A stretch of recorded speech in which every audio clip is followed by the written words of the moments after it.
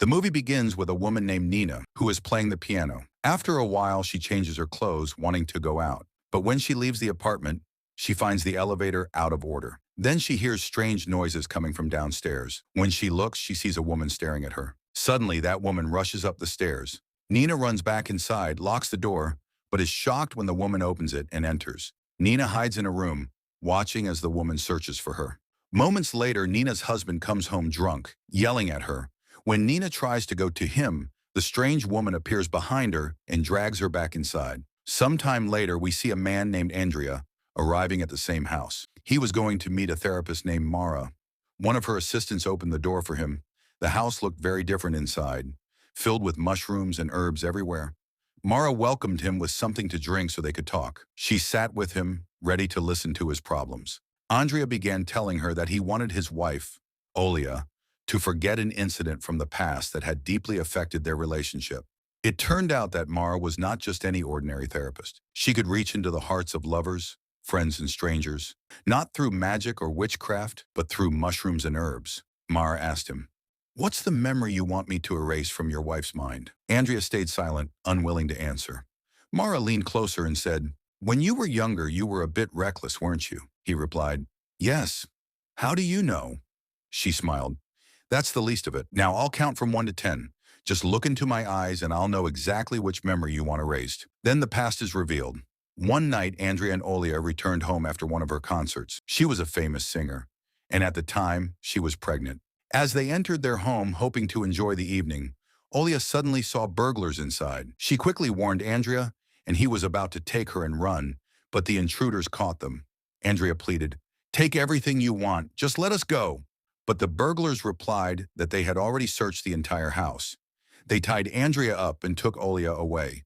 What they intended to do was horrifyingly clear. Olia begged Andrea for help, but he was tied up. He saw a knife nearby. He reached for it, but instead of fighting for her, he struck the ropes to free himself, then escaped through the window, leaving his wife behind with the intruders. He ran to call the neighbors for help, paralyzed by fear. Back in the present, Andrea confessed to Mara, full of regret for abandoning his wife to such a traumatic experience. Made worse by the fact that she lost the baby afterward, Mara tried to reassure him, telling him the burglars hadn't harmed her after all, because they fled when neighbors showed up. But Andrea, overwhelmed, told Mara he would leave and return another day. Later, he went to see Olia at one of her concerts with her band. He stood there anxiously, convinced that she was singing about him. He waited until the show ended, holding a bouquet of flowers. But Olia refused to even look at him and told him never to come to her again. Andrea said to Olia, "Why don't we try going to a doctor to help us forget what happened?" But Olia refused. Andrea went back home, sat down, and watched a video of his wedding with her. His eyes fell on the same knife he had seen that night, and regret consumed him. Why hadn't he grabbed it to save her? The next morning, he went to see Mara without calling or making an appointment.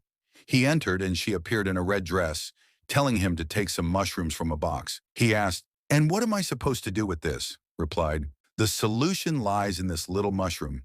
You'll mix it into some sweets, give them to Olia, and the moment she eats them, the memory will be erased from her mind forever." He asked, "And how will we control her so she can forget?" Mara said, "I'll be traveling for 3 months. The mushrooms and plants here need high humidity and constant care. I'll leave you in the house during that time. The plants will help you and guide her. Of course, everything comes at a price." Andrea agreed. He gave Olia the box of sweets, leaving them with her bodyguard before one of her concerts, then went about his day. When he returned home later, he heard someone knocking at the door. To his shock, it was Olia. She came in warmly, thanking him.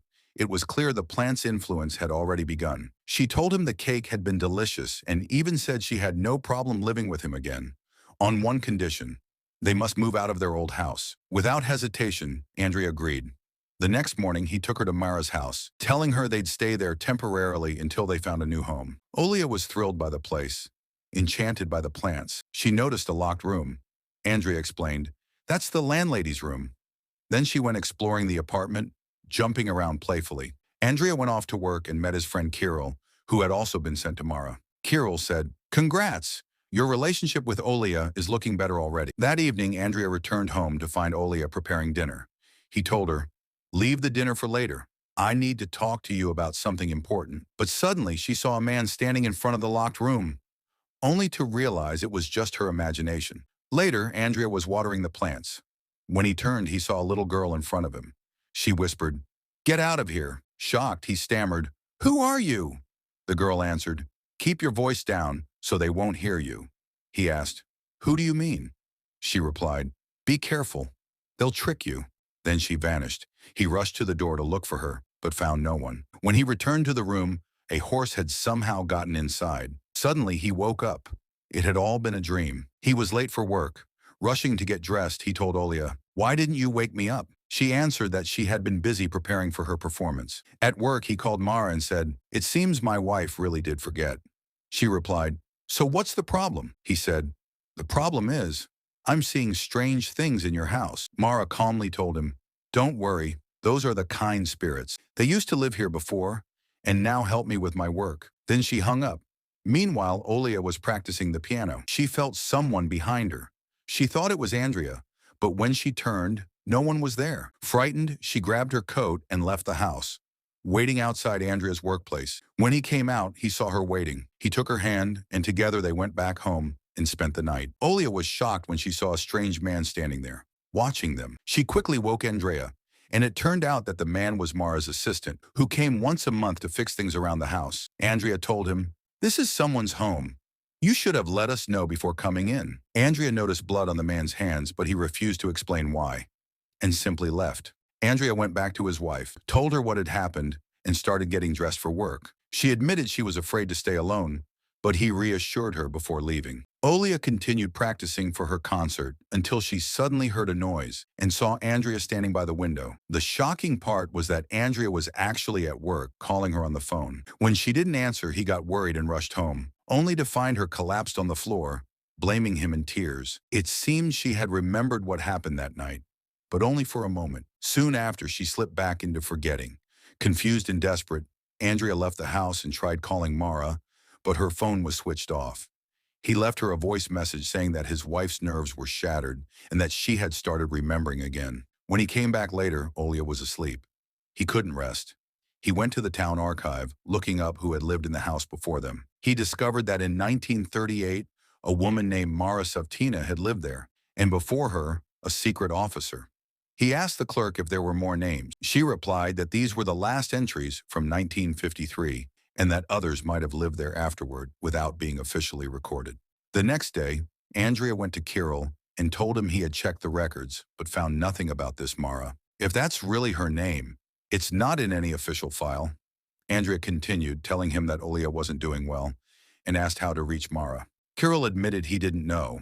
He had only heard about her online and recommended her as someone who could fix broken relationships. Andrea grew angry, realizing how foolish he had been to follow his friend's advice, chasing an internet rumor. Meanwhile, Olia woke up from her nap and was surprised to find Mara's locked room now open. Her curiosity got the better of her. She opened a closet and found the red dress. Back to Andrea, he went to the venue where Olia was performing, confident that he would be allowed in the VIP area as the husband of the star. But the staff told him his name wasn't on the list. He spotted Olia and tried to follow her, but the guard thought he was just an obsessed fan and stopped him, until Olia told the guard to let him go.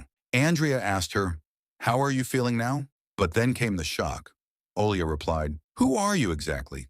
Remind me, have we met before?" Andrea said, "Stop joking, I'm Andrea." But she truly didn't recognize him. It became clear that the plants had made a terrible mistake, erasing everything from her memory, not just the trauma. Moments later, the concert began. Olia appeared on stage in the red dress. Andrea spotted Mara and rushed toward her, but when he reached the seat, it was empty.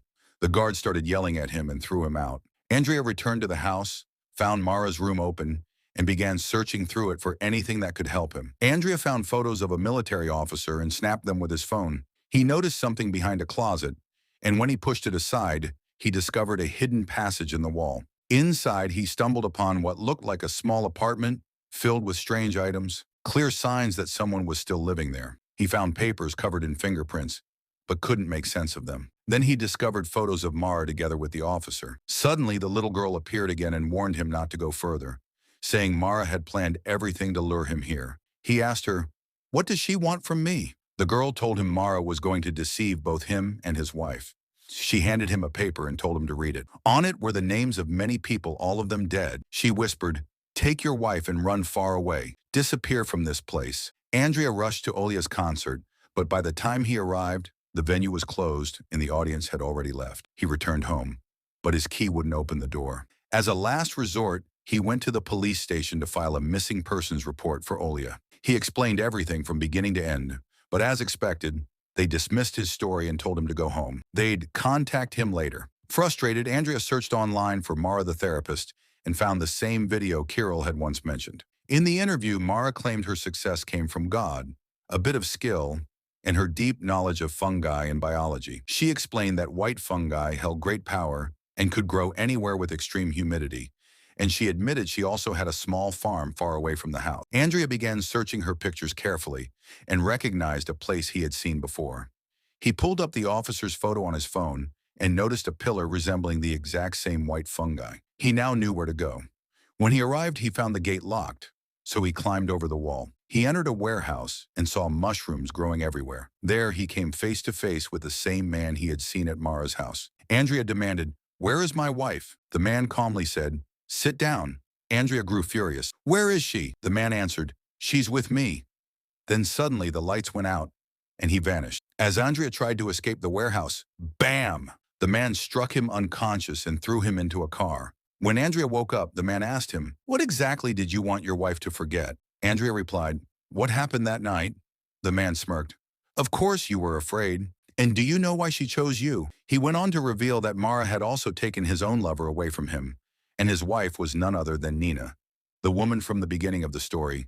He added bitterly, "I couldn't go to the police. They'll never find her unless Mara decides to show her." Then came the shocking twist. The man told Andrea he was going to hand him over to Mara in exchange for getting Nina back. Meanwhile, at dawn, Olia was taken to a temple-like place where strange rituals were being performed. They were about to sacrifice her, but she managed to escape and run. At that same time, the strange man dragged Andrea through the hidden wall passage and into the very people were hanging on the wall with garbage all around them. And of course, the one who was hanging there was Nina. Her husband told her he was going to save her, though he didn't know how. Still, he promised, on the condition that Mara would give him Andrea and his wife. But Nina refused, telling him she wouldn't let anyone get hurt for her sake. He wouldn't listen until Mara arrived, struck him, and put some kind of substance on him. Then she turned to Andrea and said, "If you solve the riddle, I'll let him go." She handed him the riddle and left. We then see Nina and her husband transform into a horse. Back to Olia, who had returned to the cursed house. Andrea kept calling out to her,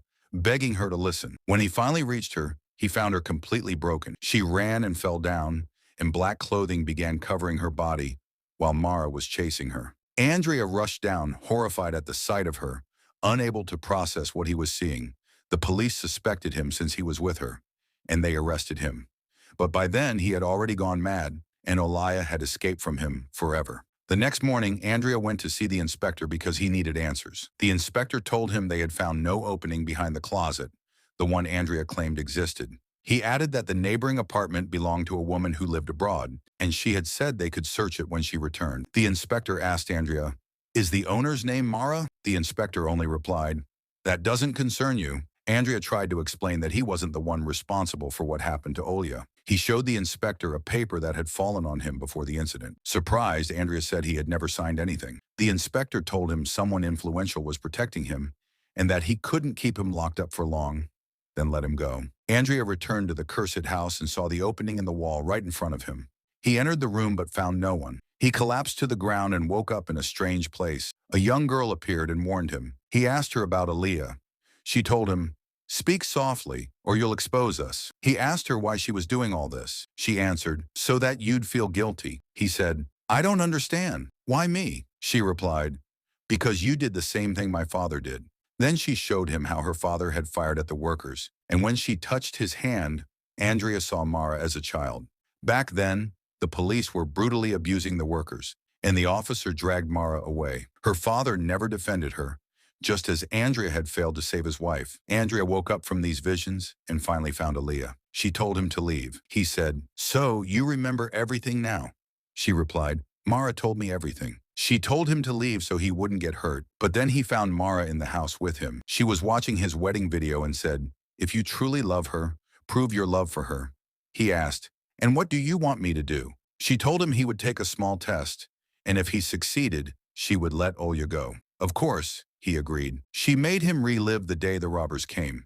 He grabbed the knife, but the robber who caught him used it against him and went toward his wife. Mara tried to put psychological pressure on him, but he said it was all just in his imagination. Nothing was real. Then she made him see his wife being tortured right in front of his eyes and told him she would save her if he ate the mushroom and forgot everything that had just happened. Naturally, he agreed and begged her to save his wife. When he woke up and returned to reality, Olya pushed him away as he apologized. She begged him to let her go, but Mara refused and gave him the mushroom to eat. But Andrea realized that if he ate it, the same events would keep repeating forever, so he would always feel guilty for what happened to his wife. He told Olya to leave, saying he would stay because Mara was never going to let him go anyway. Mara got furious at their love story, which she called disgusting. She told Olya to leave, then struck Andrea and forced the mushroom on him, making him transform into a horse just like Nina and her husband. But Olya rose up and burned all the mushrooms and plants. Mara went mad and tried to put out the fire, while Olya quickly took her husband and ran away. The little girl showed them the way out, while Mara chased them,